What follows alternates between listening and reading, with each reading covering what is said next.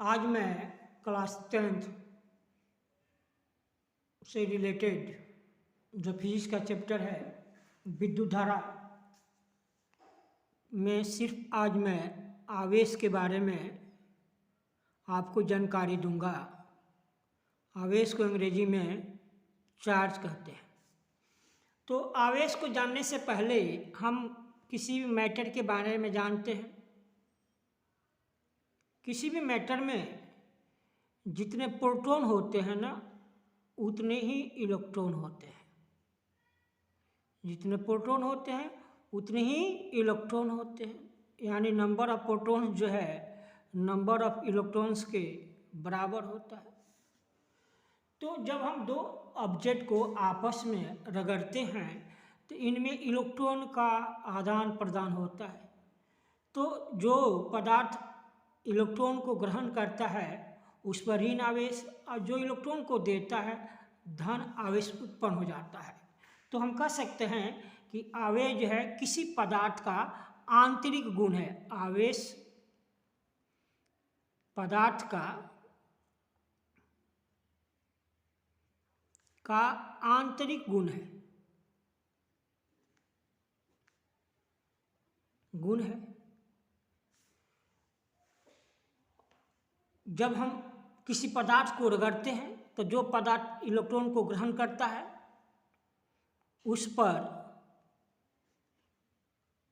ऋण आवेश और जो पदार्थ इलेक्ट्रॉन का त्याग करता है उस पर धन आवेश उत्पन्न होता है। आवेश के अंदर कार्य करने की क्षमता भी होती है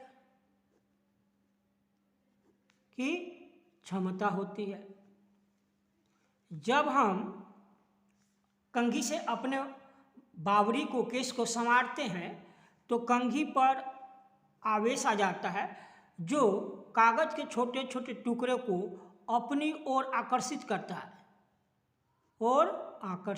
है यानी इस कंघी के आवेश से छोटा कार्य हो रहा है, यानी कागज के टुकड़ों को आकर्षित किया जा रहा है। इसी आवेश को गणितीय भाषा में Q बराबर प्लस माइनस एनी के द्वारा हम परिभाषित करते हैं।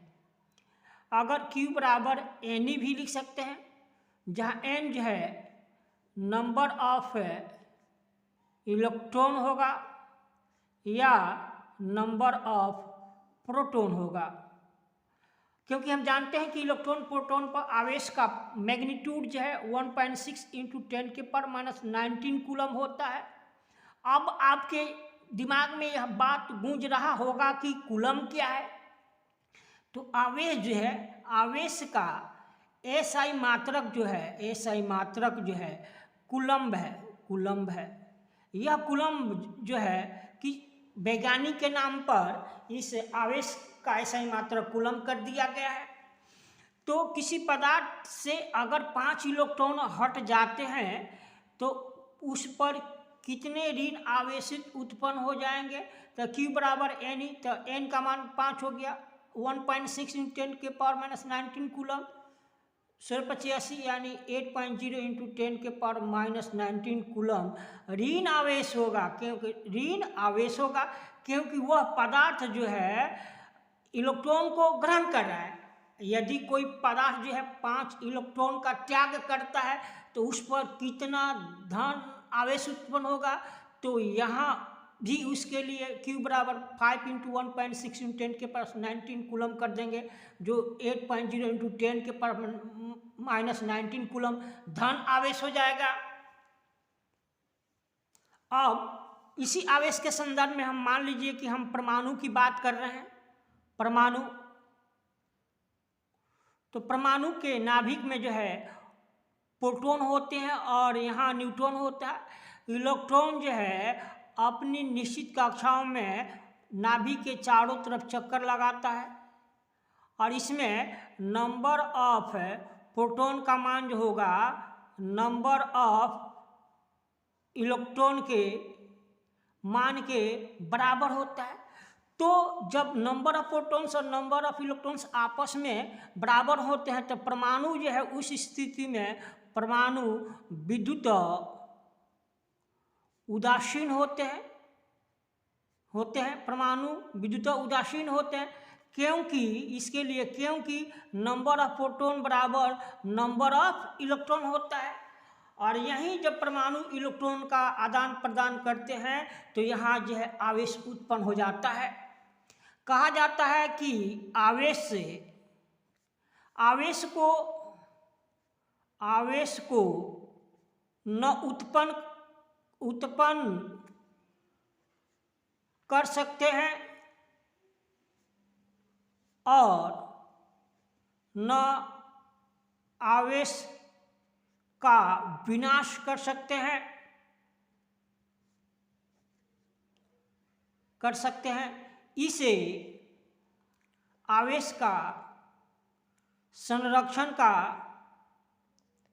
सिद्धांत कहते हैं, क्योंकि आवेश जो है ना ऑलरेडी किसी भी पदार्थ में किसी भी परमाणु में पहले से है, सिर्फ उसका जो है हम जो है परिमाण को इधर से उधर कर देते हैं। यानी कोई इलेक्ट्रॉन त्याग कर दिया तो वह उस पर +1 हो गया, जिसने एक इलेक्ट्रॉन लिया उस पर जो है -1 चार्ज आ गया। यानी इलेक्ट्रॉनों के आदान प्रदान से जो है आवेश उत्पन्न हो रहे हैं, तो वो ऑलरेडी पहले से तो थे, हमने कोई नया वहाँ क्रिएटिविटी नहीं दिखाया। इसलिए कहा जाता है आवेश को ना हम उत्पन्न कर सकते हैं ना ही उसका विनाश कर सकते हैं। इस आवेश के संरक्षण का सिद्धांत कहते हैं। तो मान लीजिए कोई पदार्थ अगर एक प्रोटॉन लिया, अगर उस पर 1 नेगेटिव चार्ज हो गया और उसने एक इलेक्ट्रॉन दिया तो उस पर +1 चार्ज हो गया, इन दोनों को अगर हम जोड़ देते हैं तो क्या हो जाता है, 0 हो जाता है। यानी पहले भी दोनों का सम 0 था, लेन देन के बाद भी दोनों को हम ऐड कर रहे हैं तभी 0 हो जा रहा है। यानी इनका मूल रूप जो है हमेशा जो है विद्यमान है। इसलिए कहा जाता है कि आवेश जो है किसी भी पदार्थ का आंतरिक गुण होता है। इसी आवेश के आधार पर हम जो है आगे जो है विद्युत धारा को परिभाषित करेंगे। आज के वीडियो में इतना ही। कृपया करके आप मेरे वीडियो को लाइक, सब्सक्राइब और शेयर अवश्य करें, ताकि आपको मेरे द्वारा बनाया गया कोई वीडियो सुविधापूर्वक प्राप्त हो सके।